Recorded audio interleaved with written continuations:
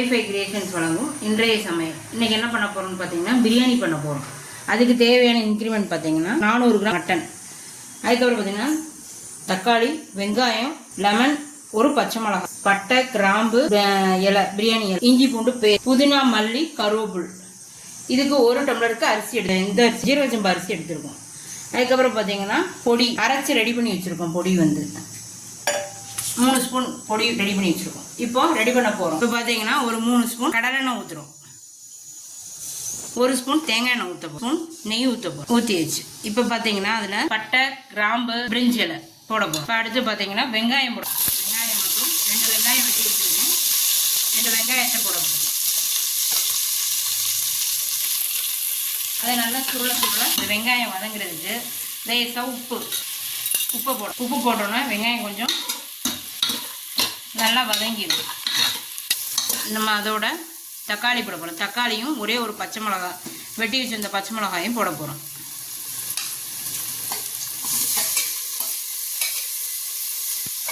அதையும் நல்லா இதுக்கப்புறம் பார்த்தீங்கன்னா நம்ம மட்டன் ரெடி பண்ணி வச்சுருக்கோம். வேக வச்சு வச்சுருக்கேன் நான். இஞ்சி பூண்டு பேஸ்ட் போட போகிறோம். இஞ்சி பூண்டு பேஸ்ட் 2 கரண்டி போட போகிறோம்.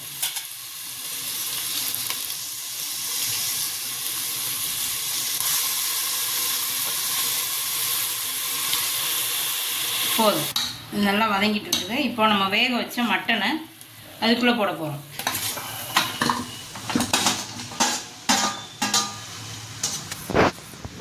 இப்போ இதை வதக்கிட்டு இருக்கும்போதே நம்ம பக்கத்தில் ஏற்கனவே அரைச்சி வச்சுருந்தோம் மசாலா. அதில் 3 ஸ்பூன் போட 3 ஸ்பூன் போட்டாச்சு. கொஞ்சோண்டு மஞ்சள் போட போகிறோம். மஞ்சள் போட்டாச்சு. இதை நல்லா கிளறிட்டே இருக்கும்போது அரை லெமனை புளிய போ.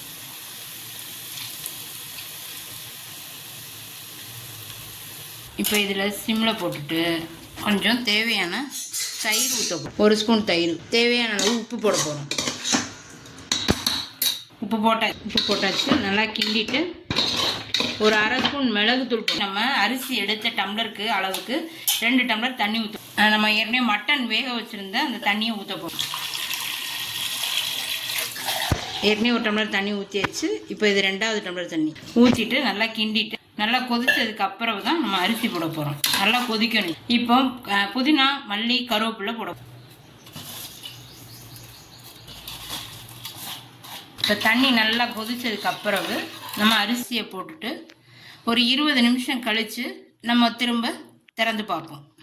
நம்ம இப்போ ஆஃப் பண்ணியாச்சு. 20 நிமிஷம் வச்சுட்டு எடுத்தாச்சு. பிரியாணி ரெடியான்னு பார்க்கலாம். பிரியாணி ரெடியாக இருக்குது. நம்ம கரண்டி வச்சு செக் பண்ணி பார்த்துக்கலாம். எப்போவுமே பிரியாணிக்கு வந்து இப்படி இது பண்ணக்கூடாது. இப்படி தான் இது பண்ணணும். பாருங்க, நல்லா கிளறி விட்டாச்சு. இந்த வீடியோ உங்களுக்கு பிடிச்சிருந்தா லைக் பண்ணுங்கள், ஷேர் பண்ணுங்கள்.